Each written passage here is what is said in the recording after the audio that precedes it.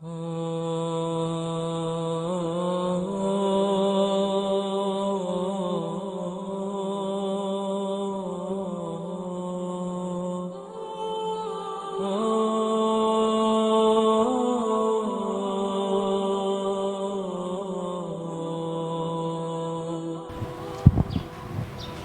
هم سره سینیئر جرنالیست فاینانس سیکرټري پریس کلب ناصر عالم بھائی موجود دی او دی هم خپل تاثرات پیش کړي د کرونا په باره کې چې موږ سره اوسئ.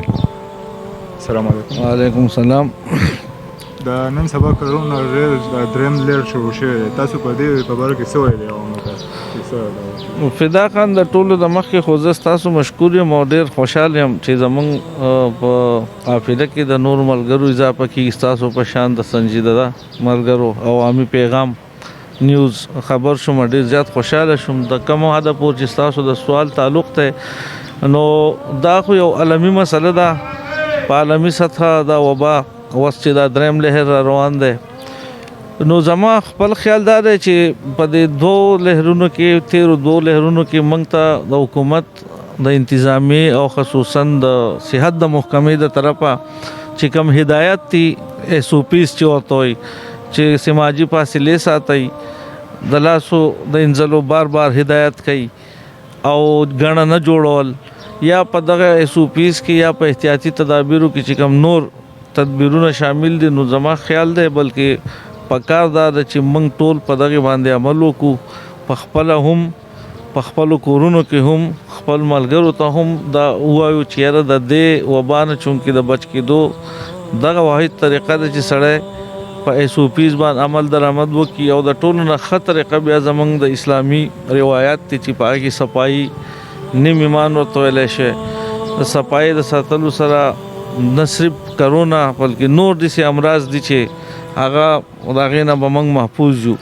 نو زما خدا پیغام دی څوک چې ما اینی په دې ټایم هغه ټولو ملګرو ته، هغه ټولو دوستانو ته چې ایس او پیز فالو کوي، په دې باندې عمل درآمد وکړي چې د دې وبا نه په خپل هم بچ شي او چا ته چې دا پیغام ډېر ښکلی سوال وکړو فدا خان ته.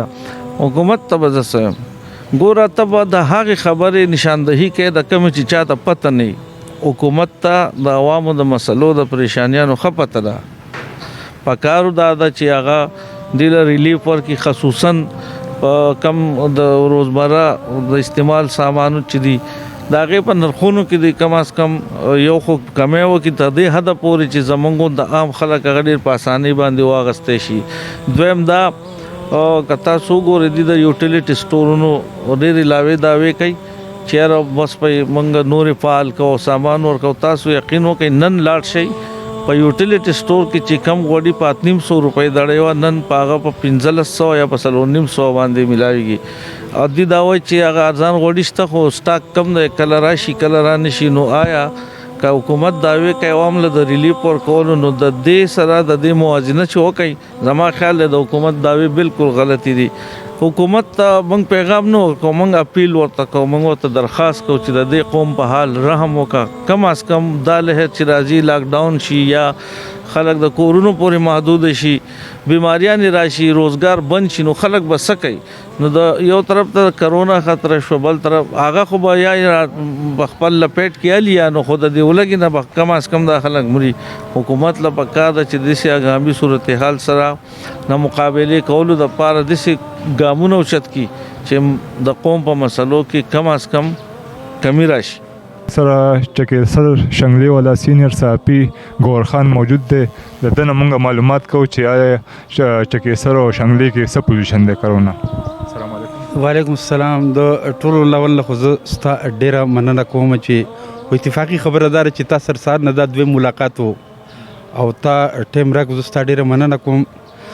زما تعلق چونکې په سوات کې ما دا ستاسو پریس کلب والے چې دي دا ټول سینیئر صحافیان ما پیژني.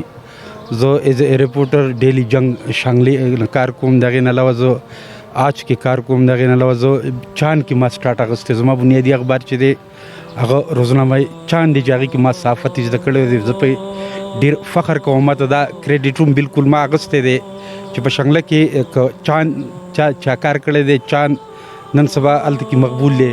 دا الله تعالی ما سره ډېر احسانات دي چې دې کې به الله تعالی په ما احسان کړی دی. دا څنګه چې دا دریم لیر شروع شوی کرونا تاسو د دې په باره کې څه وایئ چې شنګله کې څه پوزیشن دی؟